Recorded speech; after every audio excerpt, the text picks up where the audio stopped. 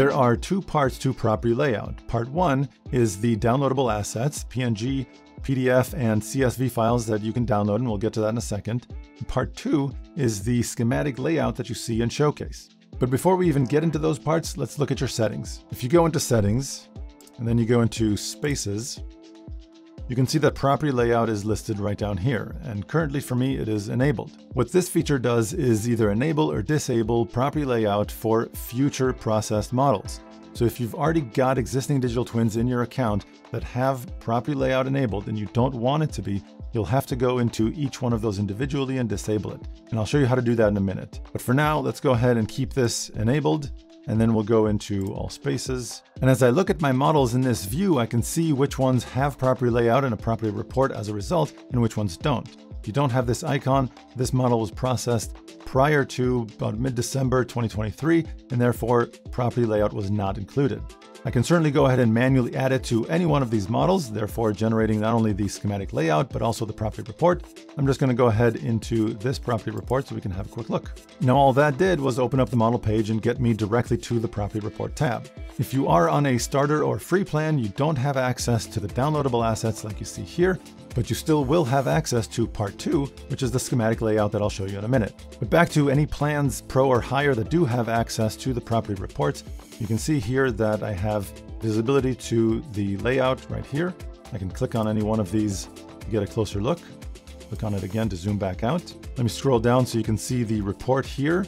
And you'll notice that if I hover my cursor over right next to these dimensions, I can go ahead and just copy this. So I can copy these dimensions if I want to paste that anywhere. I can also copy the overall square footage. If I select any one of these rows like primary bathroom, you'll see it get highlighted over here in the schematic layout. Now let's look at the downloadable assets. If I press the print button here, it'll come up with the ability to print this, and I can also save it as a PDF, which is really nice. This is going to include not only the report itself, but also the schematic layout down here. And you'll get a layout for every floor in your model. In this case, I happen to only have one floor.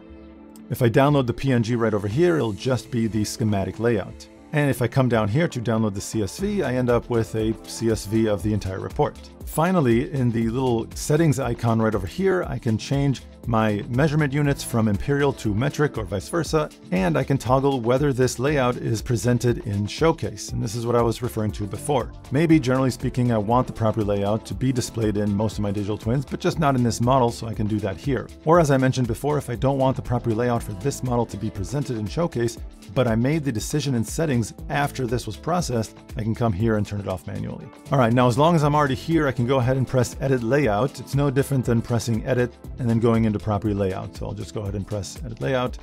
It'll go into editing the model and already open up the Property Layout button down here. So a couple things before we dive into editing your property layout.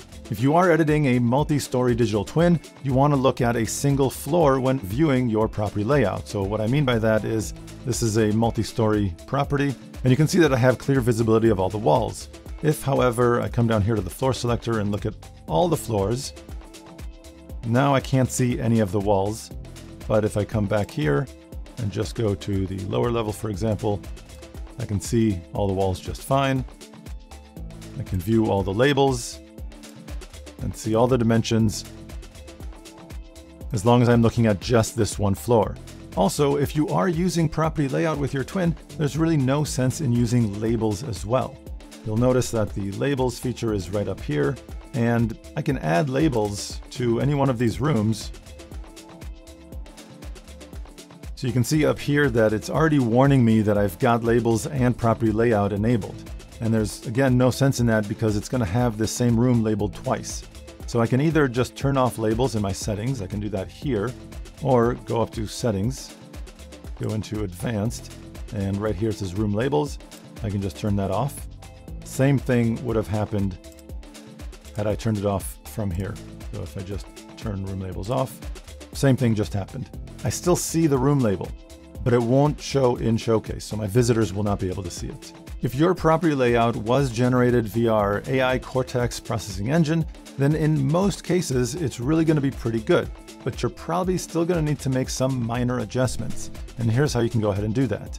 If I zoom into some of these walls, for example, as long as I'm already in the property layout tool, I can tap the wall and I can just click and drag.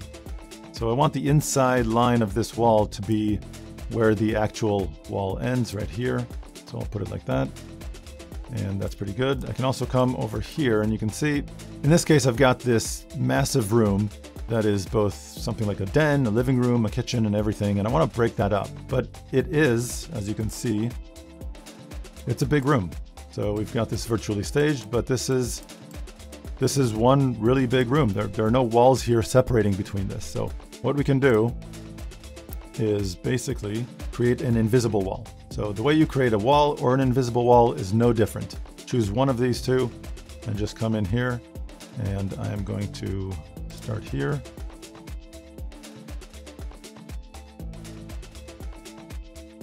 Like that, okay.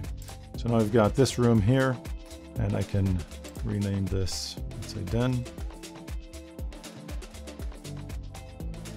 So now in my report, I'm going to see these as they are listed here. This is going to be the kitchen, this is the den, and this is going to be the living room, dining room. You can even break it up further into a dining room and just have this be the living room, however I want. But that is invisible walls. I can click on any one of these walls and change it from an invisible wall to a wall. You can see the wall type right here. Same thing goes for a door or opening. So if I come over here, this is just the kind of entryway into this hall. There is no door here. I placed an invisible wall, but I can do the same thing if I place an opening. Now, doors and openings can only be positioned on top of walls or invisible walls. So I have this invisible wall here, and if I wanted to, I could place an opening. It really wouldn't make a difference. So I'm just going to leave that as is. You can see over here, for example, I've got this door that is incorrectly positioned, so I'm just going to slide it down to where the actual door is. You can grab one of these endpoints and adjust accordingly as well. If this, for example, wasn't here, let's say that's deleted, you can see it's just a straight wall. I can go into door, click on that, and then just have a door added. Reduce that size just a little bit, and now I've got a door there.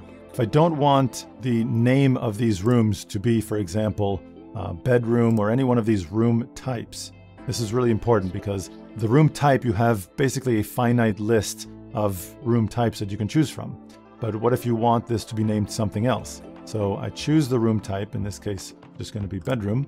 And then under label, I can make this anything I want. So I can have this be kids room. I can have it be bedroom. In this case, I'll just go with bedroom 2. And this one is bedroom 1. And this one here is just a primary bedroom, which also I don't have a room type for primary bedroom. I just have to choose bedroom and then change the label to primary bedroom. Now finally, let's go ahead and look at some more details about this specific room. You'll see over here that the area of the room is 210 square feet. That includes everything, this as well as this larger part. It has the dimensions of the room because it's not a square rectangle. I can't have exact dimensions. If I just had a kitchen, for example, it would tell me that this is 19 feet 3 inches by 8 feet 4 inches. I have a couple checkboxes here that indicate whether to include this area as part of my overall square footage or not, and to indicate this as an outdoor area. So if I have a patio, for example, I can include that. And that way in my property report, it'll be listed in its own section specifically as outdoor area. Finally, if you have something like vaulted ceilings or ceilings that are not flat throughout the entire room, then you won't be able to get the height out of it. But if you do have rooms, for example, some of these bedrooms, you'll be able to see that my height in this room, because it is a normal room with a flat ceiling, it indicates the height at 8 feet. So that I can see here, the height of the room is 8 feet. I can see the width, the length, and every different aspect of it. That being said, certainly I can always use the measurement tool to just draw a quick line from the floor to the ceiling and have that information available. But you can't add it to rooms. So for example, if I click over here, you can see that my height is NA. At the recording of this video, there's no way for me to add it to this field right here, but I can certainly add it to the downloaded CSV property report. Further down, you see the full wall length. If I go back to the 2D view, that's basically the circumference of this entire room. So that's what you have here. It's 96 feet 1 inch. That's everything the inside of this room. It does not include this little section right here that is inaccessible space. And that's really it for property layout. I hope you found this information helpful, and we'll see you in the next video.